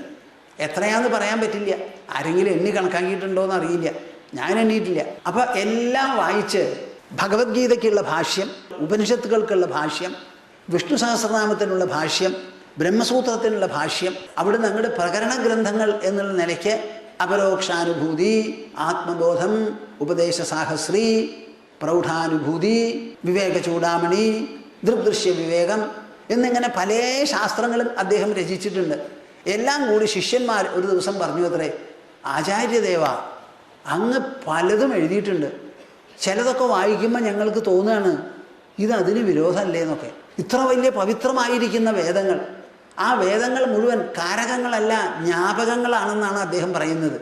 ജ്ഞാപകം എന്ന് പറഞ്ഞാൽ വേദവാക്യങ്ങളിൽ എന്താണോ തത്വം ഉപദേശിച്ചിട്ടുള്ളത്, മൂല്യങ്ങൾ ഉപദേശിച്ചിട്ടുള്ളത് അതനുസരിക്കുക ആണ് ആവശ്യം. അല്ലാണ്ട് വേദങ്ങൾ പറഞ്ഞ കർമ്മങ്ങൾ അനുഷ്ഠിക്കുകയല്ല. അവിദ്യ കൊണ്ടുണ്ടാവുന്നതാണ് കാമം. ആ കാമമാണ് കർമ്മത്തിന് പ്രേരിപ്പിക്കുന്നത്. ഈ അവിദ്യയെയും കാമത്തെയും തള്ളിക്കളഞ്ഞ് വിദ്യാവാൻ ആയി തീരാൻ എന്തിനാണ് കർമ്മം എന്നാണ് ശങ്കരാചാര്യർ ചോദിക്കുന്നത്. അപ്പം ഞങ്ങൾക്കൊക്കെ ഒരു സംശയം, എന്താ വാസ്തവത്തിൽ ഞങ്ങൾ വേണ്ടത്? ഒന്ന് ചുരുക്കി പറഞ്ഞു തരാമോ എന്ന്. കേൾക്കുന്നുണ്ടാവോ? അപ്പം അദ്ദേഹം പറഞ്ഞതാ, ഒരു കാവ്യം രചിച്ചു അത്രേ, ഉപദേശപഞ്ചകം. ആ ഉപദേശപഞ്ചകത്തിലുള്ള ഒരു ശ്ലോകം ഞാൻ പറയാം. ക്ഷുദ്വ്യാധിശ്ച ചികിത്സ്യതാം പ്രതിദിനം ഭിക്ഷൗഷധം യുദ്ഭുജ്യതാം സ്വാദ്വന്നം നതു യാച്യതാം വിധിവശാത് പ്രാപ്തേന സന്തുഷ്യതാം ശീതോഷ്ണാദിവിഷഹ്യതാം നതു വൃഥാ വാക്യം സമുച്ചാര്യതാം ഔദാസീര്യമഭീപ്സ്യതാം ജനകൃപാനൈഷ്ഠുര്യം ഉത്സൃജ്യതാം. എന്തൊക്കെയാണ് ചെയ്യേണ്ടത് എന്നുള്ളത് അദ്ദേഹം പറയുക. അതിൽ പല കാര്യങ്ങളും ഉണ്ട്. അതിൽ ഒരെണ്ണം ഇവിടെ പ്രസക്തമായത് ഞാൻ പറയുന്നു. ക്ഷുത് വ്യാധിശ്ച ചികിത്സ്യതാം. ക്ഷുത് എന്ന് പറഞ്ഞാൽ വിശപ്പ്. ആ വിശപ്പിനെ നിങ്ങൾ എങ്ങനെ സമീപിക്കണം, എങ്ങനെ നേരിടണം? വ്യാധിശ്ച ചികിത്സ്യതാം. കേൾക്കുന്നുണ്ടോ? ക്ഷുത് വിശപ്പ്, വ്യാധിഹീച്ച ചികിത്സ്യതാം. അതിനെ ഒരു രോഗമായി കണ്ട്, ഒരു രോഗത്തിന് എങ്ങനെയാണോ മരുന്ന് ഉപയോഗിക്കുക ചികിത്സിക്കാൻ, മരുന്ന് എപ്പോഴും നിങ്ങൾ കഴിക്കുമോ? രോഗം വന്നാലല്ലേ കഴിക്കുള്ളൂ. ഒരു മരുന്ന് ഷാപ്പിൽ ചെന്നാൽ അനവധി മരുന്നുകളുണ്ട് അവിടെ. ആ അനവധി മരുന്നുകളിൽ നമുക്ക് ആവശ്യമുള്ള കാമ്പോസോ അല്ലെങ്കിൽ പാരാസിറ്റാമോളോ എന്താണെന്ന് വെച്ചാൽ അത് മാത്രമല്ലേ നമ്മൾ മേടിക്കുള്ളൂ. അതുകൊണ്ട് അങ്ങാടിയിൽ കണ്ട വെജിറ്റബിളൊക്കെ നിങ്ങൾ മേടിക്കണ്ട, നിങ്ങൾക്ക് ആവശ്യമുള്ളത് മാത്രം മേടിച്ചാൽ മതി. രോഗമാണ് വിശപ്പ്, അത് മാറാൻ മരുന്ന് പോലെ ഭക്ഷണം കഴിക്കുക. സ്വാമിജി ഇത് പറയും, നിങ്ങളിത് കേൾക്കും ചെയ്യും, വേണമെങ്കിൽ ഒന്ന് ചിരിക്കും. എനിക്ക് തോന്നുന്നില്ല നിങ്ങളിത് കൊണ്ടു നടക്കുന്നു. ഇത് ഓർമ്മയെങ്കിലും വരട്ടെ. പിശാചിനെ പോലെ നിങ്ങൾ ഓർമ്മപ്പെടുത്തണം. ക്ഷുവ്യാധിശ്ച ചികിത്സ്യതാം. വിശപ്പ് പോലെ, വിശപ്പിന് രോഗം പോലെ കണക്കാക്കി മരുന്ന് കഴിക്കുന്നത് പോലെ ചികിത്സ്യതാം. അപ്പോൾ വിശപ്പിനെ നമ്മൾ ചികിത്സിക്കുക വേണ്ടത്, ആർത്തിയോടുകൂടി ഊണ് കഴിക്കുക. ഈ മുതിർന്നവർക്ക് പോലും സാധനങ്ങൾ എന്തെങ്കിലും കൊണ്ടുവന്ന് വിളമ്പിയാലുണ്ടല്ലോ, വിളമ്പിളിക്കും എടുത്ത് നമ്മൾ നായ്ക്കള അവർക്ക് വിളമ്പാനുള്ളതൊക്കെ ഒന്ന് വിളമ്പട്ടെ, എന്നിട്ട് എല്ലാവർക്കും വിളമ്പി എത്തിക്കഴിഞ്ഞാൽ എന്തെങ്കിലും ഒരു നല്ല മന്ത്രങ്ങൾ, ബ്രഹ്മാർപ്പണം എന്നൊക്കെയാണ് ഞങ്ങൾ പറഞ്ഞ് പഠിപ്പിച്ചിട്ടുള്ളത്. അതൊക്കെ പറഞ്ഞ് റൈറ്റ് എന്ന് പറയുമ്പോഴാണ് എല്ലാവരും ഓടുക. അല്ലാണ്ട് ഒരാൾ വന്നാൽ അങ്ങോട്ട് ഓടാൻ തുടങ്ങുന്നില്ല. വന്ന ആളെയൊക്കെ നിർത്തി എല്ലാം കഴിഞ്ഞ് റെഡിയായി എന്നുണ്ടെങ്കിൽ അങ്ങോട്ട് പൊക്കുകയായി, അല്ലെങ്കിൽ വിസിൽ വിളിക്കുകയായി, ഓടുകയായി. അതുമാതിരി സാധനങ്ങളൊക്കെ അവിടെ വിളമ്പി അത് കണ്ട് എല്ലാം കഴിഞ്ഞ് തീർത്ഥമൊക്കെ ആക്കി അതിനെ പവിത്രമാക്കി അങ്ങോട്ട് കഴിച്ച് ഊണ് കഴിക്കുക. അത് ഊണ് കഴിക്കുന്നത് എങ്ങനെയാണ്? ആദ്യമായിട്ട് പഞ്ചപ്രാണനാണ് കൊടുക്കുന്നത്. പ്രാണായ സ്വാഹ, അപാനായ സ്വാഹ, വ്യാനായ സ്വാഹ, ഉദാനായ സ്വാഹ, സമാനായ സ്വാഹ, അവസാനം ബ്രഹ്മണേ സ്വാഹ. അവനവൻ നിത്യം ഊണ് കഴിക്കുന്ന സമയത്ത് ഏത് മന്ത്രങ്ങൾ പറഞ്ഞ് നാം ഭക്ഷണം കഴിക്കുന്നുവോ സ്വയം, അതേമാതിരിയുള്ള ഭക്ഷണം പറഞ്ഞാണ് ഈശ്വരനെയും നാം ഊട്ടുന്നത്. ഈശ്വര, അങ്ങയിൽ പ്രവർത്തിക്കുന്ന പ്രാണനായിട്ടുള്ള ഇതാ ഈ സമർപ്പണം, വ്യാനനും ഉദാനനും സമാനും എല്ലാവർക്കുമായിട്ടുള്ള സമർപ്പണം എന്ന് പറഞ്ഞിട്ടാണ് നമ്മളിങ്ങനെ കൊടുക്കുന്നത്. അപ്പം നമ്മുടെ ശരീരത്തെ നാം എങ്ങനെ നോക്കിക്കാണണം? ആ ശരീരത്തിന് കഴിക്കുന്ന ഭക്ഷണം ഒരു ലൗകിക പ്രവൃത്തിയല്ല, ഭൗതിക പ്രവൃത്തിയല്ല, അത് വെറും ബാഹ്യപ്രവൃത്തിയല്ല, അത് ക്ഷണികമോ അല്പസമയം നിലനിൽക്കുന്നതോ അല്ല. അതിന് വലിയ ഒരു ഭവ്യത, ഒരു ദിവ്യത, വലിയ ഒരു മാനദണ്ഡമുണ്ട്. അപ്പോൾ ഭക്ഷണമൊക്കെ വിളമ്പി ക്ഷമയോടുകൂടിയിരുന്ന് അതിനെ ഒന്ന് പരിശേചനം ചെയ്യാൻ സാധിച്ച സമയത്ത് മന്ത്രങ്ങളൊക്കെ പറഞ്ഞ് ഒത്തിരി വെള്ളം കഴിച്ച് അങ്ങനെയുണ്ട് കഴിക്കുക. അല്ലാണ്ട് തിരക്ക് പിടിക്കരുത്. ഇതൊക്കെ കുട്ടികളെ നിങ്ങൾ നല്ല പോലെ പറഞ്ഞ് മനസ്സിലാക്കണം. വീട്ടിലെ അമ്മമാർ ഭക്ഷണം വയ്ക്കുന്ന സമയത്തോ ഭക്ഷണത്തിന് 2-3 തരത്തിലുള്ള അശുദ്ധിയുണ്ട്. എന്താണ് അശുദ്ധി? ഒന്ന് ആ ദ്രവ്യങ്ങളിലുള്ള അശുദ്ധി, പിന്നെ ഭക്ഷണം പാകം ചെയ്യുന്ന സ്ഥലത്തിലുള്ള അശുദ്ധി, പിന്നെ മൂന്നാമതോ ഭക്ഷണം പാകം ചെയ്യുന്നവനിൽ ഉള്ള അശുദ്ധി. നിങ്ങൾ അമ്മയാണ്, എല്ലാ സമയത്തും നിങ്ങൾ പാകം ചെയ്യുന്നത് ശുദ്ധമാണെന്ന് വിചാരിക്കരുത്. അമ്മയും അച്ഛനായിട്ട് ഒരു വഴക്ക് കൂടി ഉണ്ടാവും. ആ വഴക്കിൻ്റെ ബാക്കിയും കൊണ്ടാണ് അടുക്കളയ്ക്ക് വരണത്. എന്നിട്ട് അവിടെ പാകം ചെയ്യുമ്പോൾ ആ ഭർത്താവിനോടുള്ള മുറുമുറുപ്പ് അകത്തുണ്ടാവും. ചിലപ്പോൾ ആ മുറുമുറുപ്പോട് കൂടി ഭക്ഷണം പാകം ചെയ്താൽ എങ്ങനെയാണ് ശരിയാവുക? ആവില്ല. നാം പാകം ചെയ്യുന്ന ഭക്ഷണം അത് ഭുജിക്കുന്നവർക്കെല്ലാം വളരെ നന്നാവണം. ഭക്ഷണം എന്ന് പറഞ്ഞാൽ ഈശ്വരനെ ഊട്ടുന്നത് പോലെയാണ് പ്രാണികളെ ഊട്ടുന്നത്. നല്ലപോലെ ഊട്ടണം. ഞങ്ങളുടെ ആശ്രമത്തിൽ മാജി ഒരു സംഭവം പറയുണ്ടായി, എന്നെ വളരെയധികം സ്പർശിച്ചു. അത് അവർ ആശ്രമത്തിൽ വന്ന് അതിനു മുമ്പേ അവർ വിവാഹിതരായിരുന്നെങ്കിലും ബ്രഹ്മചര്യം സ്വീകരിച്ച് ഗുരുവിൻ്റെ അടുത്ത് ദീക്ഷയൊക്കെ മേടിച്ച് തപസ് ചെയ്യുന്ന കാലമാണ്. അപ്പോൾ ഇന്നല്ലെങ്കിൽ നാളെ ഞങ്ങൾ ആശ്രമത്തിലേക്ക് പോവും എന്നൊക്കെ അവർ തീരുമാനിച്ചിരിക്കുക. അപ്പോൾ സാധാരണ സാമൂഹ്യമായിരിക്കുന്ന കോണ്ടാക്റ്റും സമ്പർക്കവും ഒക്കെ നിർത്തി. എന്നാലും ഉറ്റ ബന്ധു ഒരാൾ കല്യാണത്തിന് വേണ്ടി ക്ഷണിച്ചപ്പോൾ ഇവർ പറഞ്ഞു, അതെ ഞങ്ങളുടെ കൂടെ ഒരു അതിഥിയും കൂടി ഉണ്ട് എന്ന് പറഞ്ഞു. ആ അതിഥിക്കും കൂടി സ്വാഗതമുണ്ടെങ്കിലേ വരുള്ളൂ എന്ന്. ഏത് അതിഥിയാണെങ്കിലും വന്നോളൂ എന്ന് പറഞ്ഞു. അപ്പോൾ ഇവരാരും ഈ വളർത്തുമൃഗങ്ങളെ വെച്ചുകൊണ്ടിരുന്നവരല്ല. പക്ഷേ എതിർച്ചയാ ഒരു നായയോ ഒരു പട്ടിയോ വന്നു, ഇഷ്ടപ്പെട്ടു എന്ന് വെച്ചാൽ അതിന് ഭക്ഷണം കൊടുക്കും. അങ്ങനെ വന്നുകൂടി ഒരു പട്ടി ഉണ്ടായിരുന്നു അവിടെ. അപ്പോൾ കല്യാണത്തിന് ക്ഷണിച്ച് പോയപ്പോൾ പട്ടിയും കൊണ്ടാണ് പോയത്. അവിടെ ചെന്ന് കണ്ടപ്പോൾ ആരാ നിങ്ങളുടെ കൂടെ വന്നിരിക്കണേന്ന് ചോദിച്ചപ്പോൾ ഇതാ ഈ ആളാണ്. ആ വീട്ടു സ്ത്രീ ഒരക്ഷരം പറയാതെ അകത്തേക്ക് പോയി എല്ലാവർക്കും കൊടുക്കാനായി വെച്ചിട്ടുള്ള ഒരു നല്ല സമ്പന്ന ഗൃഹമാണെന്ന് വെച്ചോളൂ. അതിലൊരു പ്ലേറ്റിൽ സർവ്വ സാധനങ്ങളും കൂടി വിളമ്പി കൊണ്ടുവന്ന് ആ പട്ടിക്ക് അങ്ങോട്ട് വെച്ചു കൊടുത്തു. എന്തു പറയുന്നു നിങ്ങൾ? ഈ ലോകത്തിൽ നല്ല മനുഷ്യരില്ല എന്ന് വിചാരിക്കരുത് കേട്ടോ. ഭാരതാംബ ധർമ്മപ്രസുവാണ്. ഒരു കാലത്തും ഇവിടെ ധർമ്മം ഇല്ലാതെയായിട്ടില്ല. ഇല്ല, എല്ലാ കാലത്തും ഇവിടെ പുഷ്കലമായി ധർമ്മമുണ്ട്. ഒരു പക്ഷേ 1000 ആളിൽ 10 ആളായിരിക്കാം. മനുഷ്യ ഹൃദയത്തെയും മനസ്സിനെയും തൂക്കാൻ നിങ്ങൾ ഒരൊറ്റ ആൾ പുറപ്പെടണ്ട. കഠിന ഹൃദയന്മാരായിരിക്കാം പലരും. വെറുപ്പും വിദ്വേഷവുമായി മലീമസമാകാം പലരുടെയും മനസ്സ്. അതിൻ്റെ ഇടയിൽ പത്തരമാറ്റ് തങ്ക മനസ്സുള്ളവരും ചിലരുണ്ടാവും. എന്നോ നടന്ന ഒരു സംഭവമാണ് എൻ്റെ മനസ്സിലും എൻ്റെ ഹൃദയത്തിലും. എന്തുമാത്രം അത് ഇന്നും പതിഞ്ഞു കിടക്കണമെന്നറിയാമോ? ഒരു വസ്തു അറിയാതെ നല്ല ഒരു പ്ലേറ്റിൽ ഭംഗിയായ ആ വിഭവങ്ങളെല്ലാം വിളമ്പി കൊണ്ടുവന്ന് ആ പട്ടി ഒരു അകത്ത് വന്ന് കഴിക്കുകയോ കഴിക്കില്ല. ഇവർ പതുക്കെ അതെടുത്ത് പുറത്ത് കൊണ്ടുവന്ന് വെച്ചു. പട്ടിക്ക് അതിശയായിട്ടുണ്ടാവും. ഇങ്ങനെ ഒരു വിഭവം അത് കണ്ടിട്ടുണ്ടാവുമോ പാവം? എന്നിട്ട് ഇവരെല്ലാവരും പോയി കുറേ കഴിഞ്ഞപ്പോൾ അതിന് വേണ്ട ഭക്ഷണമൊക്കെ കഴിച്ചു. അപ്പോൾ നിങ്ങൾ നല്ല പോലെ മനസ്സിലാക്കണം, ഇതിലൊക്കെ വലിയ വലിയ അർത്ഥങ്ങളുണ്ട് കേട്ടോ. വലിയ അർത്ഥങ്ങളുണ്ട്. നമ്മൾ എന്ത് ഭക്ഷണം പാകം ചെയ്യുകയാണെങ്കിലും ആ പാകം ചെയ്യുന്നത് മറ്റുള്ളവർക്ക് കൊടുക്കുക എന്ന് പറഞ്ഞാൽ അത് ഭർത്താവട്ടെ, ഭാര്യയാവട്ടെ, മക്കളാകട്ടെ, ഈ ഭക്ഷണം കൊണ്ട് വേണം അവരുടെ ശരീരം നിലനിൽക്കാൻ. ആ ഭക്ഷണത്തിൻ്റെ സൂക്ഷ്മാംശം കൊണ്ടാണ് മനസ്സും ബുദ്ധിയും കൂടി ഉണ്ടാകുന്നത്. അങ്ങനെ വിശേഷപ്പെട്ട ഈ ഭക്ഷണം, വെളുത്ത ചോറ് കറുത്ത മുഖത്തോടു കൂടി ആരും വിളമ്പിപ്പോകരുത്. വെളുത്ത ചോറ് കറുത്ത മുഖം, ഇതൊക്കെ ചെറുപ്പകാലത്ത് ഞാൻ അമ്മയൊക്കെ പറഞ്ഞ് കേട്ടിട്ടുള്ള വാക്കാണ്. ഞാനിങ്ങനെ ഓരോരോ വാക്കുകൾ പറയുമ്പോൾ പറയും, സ്വാമിജി എവിടുന്നാണ് ഇതൊക്കെ പറയണത്? ഞാനൊരു നാടോടിക്കാരനാണ്, എനിക്ക് വലിയ ഇഷ്ടമാണ്. എന്നാൽ പരിഷ്കാരത്തിൻ്റെ അങ്ങേ അറ്റത്തിൽ ചെന്ന് പെട്ടിട്ടുമുണ്ട്. ആദ്യമായിട്ട് കൽക്കത്തയ്ക്ക് പോയപ്പോൾ ഫസ്റ്റ് പരിഷ്കാരം എക്സ്പോഷറായിരുന്നു, ഒരു സ്റ്റണ്ണിങ് എക്സ്പോഷർ. ആ നഗരത്തിൽ കണ്ട കാര്യങ്ങളൊക്കെ വളരെ വിചിത്രമായിരുന്നു. ഇടിവെട്ട് പോലെ എനിക്ക് തോന്നിയ സന്ദർഭങ്ങളുണ്ട്. പക്ഷെ അതിലൊന്നും എതിർപ്പില്ലാതെ അതിനെ സ്വാംശീകരിച്ചെടുത്തുകൊണ്ടായിരുന്നു എൻ്റെ വളർച്ച. അപ്പോൾ ആ കൽക്കത്തയിലുള്ള ജീവിതം എനിക്ക് ഭൂലോകത്തെ എവിടെയും ഇനി ചന്ദ്രനോ ശനിയോ അവിടെ പോയാൽ അവിടെ ജീവിക്കാനും എന്നെ സമർത്ഥനാക്കി തീർത്തു. ഒരു കുഴപ്പവും വന്നില്ല. നിങ്ങൾ നല്ല പോലെ മനസ്സിലാക്കണം ഇത് മുഴുവൻ. അപ്പോൾ ഭക്ഷണം പാകം ചെയ്യുക. ഞങ്ങളുടെയൊക്കെ കുടുംബത്തിൽ എങ്ങനെയാ? 2 അടുപ്പുണ്ടാവും. ആ ഒരടുപ്പ് ഇന്ന് പൂട്ടും. അത് വൈകുന്നേരം എല്ലാം കഴിഞ്ഞ് പോകുമ്പോൾ തീയൊക്കെ പിരിച്ചതിന് ശേഷം അമ്മ തൊഴുത്തുനിന്ന് ഒരു ഉരുള ചാണം കൊണ്ടുവരും. എന്നാൽ അതൊന്നും മാന്തി അതിൻ്റെ ഉള്ളിൽ കുഴിച്ചിട്ടിട്ട് മൂടും. പിറ്റേ ദിവസം വന്ന് അത് തുരന്നെടുക്കും. അപ്പോൾ അതിൻ്റെ ഉള്ളിൽ തീ ഉണ്ടാവും. അത് മറ്റേ അടുപ്പിലിട്ടിട്ട് തീ പൂട്ടുക. ഇങ്ങനെ ദശാബ്ദങ്ങളോളം കെടാത്ത തീയെ ഉപയോഗിച്ച് കൊണ്ടുവന്നിട്ടുള്ള ഒരു ഗൃഹത്തിലായിരുന്നു നമ്മുടെ ജന്മം. എന്നെ ഒടുക്കാൻ പറ്റത്. പുരോഹിതൻ വന്ന് പല കർമ്മങ്ങളും ചെയ്യുന്ന സമയത്ത് ആ ഗൃഹിണിയുടെ അവകാശമാണ് ഒരു ചട്ടുകത്തിൽ തീക്കനൽ കൊണ്ടു കൊടുക്കുന്നത്. എവിടുന്നാ കൊടുക്കുക? ആ അടുപ്പിൽ നിന്നാണ് കൊടുക്കുക. എവിടെ? ദേവന് കത്തിക്കാനുള്ള തീ ആ അടുപ്പിൽ നിന്ന് കൊണ്ടുവരികയാണ്. ആ അടുപ്പിൻ്റെ ഉടമസ്ഥ ആരാ? അവിടുത്തെ ഗൃഹനായിക. അപ്പം ആ ഗൃഹനായികയുടെ തീ ഇതിനേക്കാളും മേലെയാണെന്നല്ലേ അർത്ഥം. ആ തീയിൽ നിന്നാണ് അവിടെ ആദ്യമായിട്ടുള്ള വിശേഷപ്പെട്ട അഗ്നി. ആ അഗ്നിയിലാണ് ഹോമങ്ങളൊക്കെ പിന്നെ നടത്തുക. അപ്പം നമ്മൾക്കൊക്കെ വീട് എന്ന് പറഞ്ഞാൽ നിങ്ങൾ വീടാണെന്ന് വിചാരിക്കരുത്. അത് മേസൻ പണിതുണ്ടാക്കിയതാണ്, ആശാരി പണിതുണ്ടാക്കിയതാണ്. നമ്മുടെ ആശാരിമാരും കൂടി ശാസ്ത്രോചിതമായിട്ടാണ് പണിയുക. അവർക്ക് വലിയതാണ്. ഒരു നല്ല തൊഴിൽക്കാരൻ വെളുപ്പാവുമ്പോൾ എണീറ്റ് ആ തൊഴിൽ ആയുധങ്ങളെ എന്താ കച്ചോട്ടൊക്കെ ഇങ്ങനെ തൊട്ട് നെറിയയിൽ വെച്ച് തൊഴുതതിന് ശേഷമാണ് അതിനാദ്യമായി ഒരു പൂജ ചെയ്ത് ആ തേക്കിനെ നല്ലപോലെ ആരാധിച്ചതിന് ശേഷം ഞങ്ങളിതാ മുറിക്കാൻ പോണു.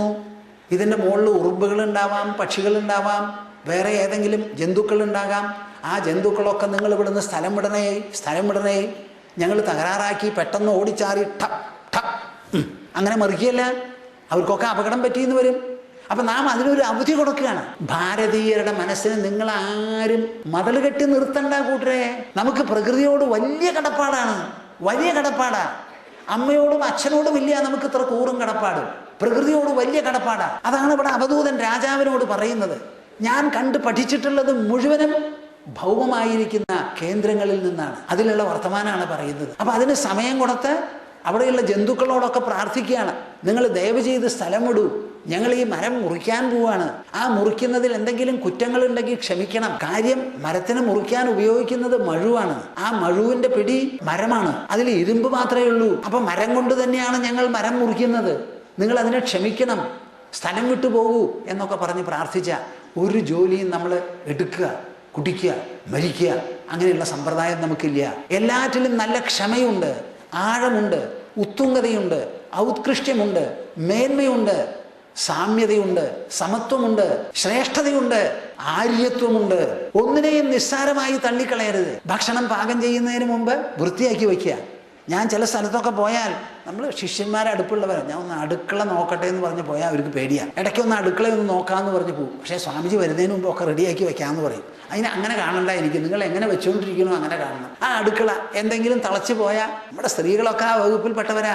ഉടനെ അത് തുടയ്ക്കുന്നവരെല്ലാം മിക്കവാറും 90% സ്ത്രീകൾ എന്തെങ്കിലും അങ്ങനെ തീ കത്തിച്ച് അങ്ങനെ വഴിഞ്ഞു പോയി എന്നുണ്ടെങ്കിൽ അവിടെ കിടക്കട്ടെ. അതുമാതിരി അവരുടെ സിങ്കില് 6 മണിക്കൂർ 8 മണിക്കൂറൊക്കെ പാത്രം അവിടെ തന്നെ കിടക്കും. മടിയന്മാരെ. ഊണ് കഴിച്ചാൽ അതൊക്കെ കഴിഞ്ഞാൽ ആ അടുപ്പൊക്കെ ഒന്ന് വെടുപ്പാക്കി ശുദ്ധമാക്കി ഉപയോഗിച്ചു എന്ന് പോലും തോന്നരുത്. ഉപയോഗിച്ചു എന്ന് പോലും തോന്നരുത്. വൃത്തിയാക്കണം, വെടുപ്പാക്കണം. അപ്പം തന്നെയാണെങ്കിൽ അത് വേഗം തുറച്ചെടുക്കാം. കുറച്ച് കഴിഞ്ഞാലോ തണുത്തിട്ട് അവിടെ ഉറച്ചാൽ പിന്നെ ചീ എന്ന് പറഞ്ഞ് ഉരയ്ക്കണം. അപ്പം തന്നെയാണെങ്കിൽ വേഗം വെടുപ്പാവും. അപ്പം ഈ മടിയൊക്കെ കളഞ്ഞ് കൂട്ടരെ ഒന്ന് ശുഷ്കാന്തിയോടുകൂടി സംവേദനശീലത്തോടുകൂടി സെൻസിബിലിറ്റിയോടുകൂടി നിങ്ങൾ ജീവിക്കാൻ പഠിക്കണം. ഇതൊക്കെ നമുക്ക് ഭാഷയാണ്. അപ്പോൾ ഭക്ഷണം പാകം ചെയ്യുന്ന സമയത്ത് വളരെ നല്ല ഒരു മനോഭാവത്തോടു കൂടി വേണം പാകം ചെയ്യാൻ.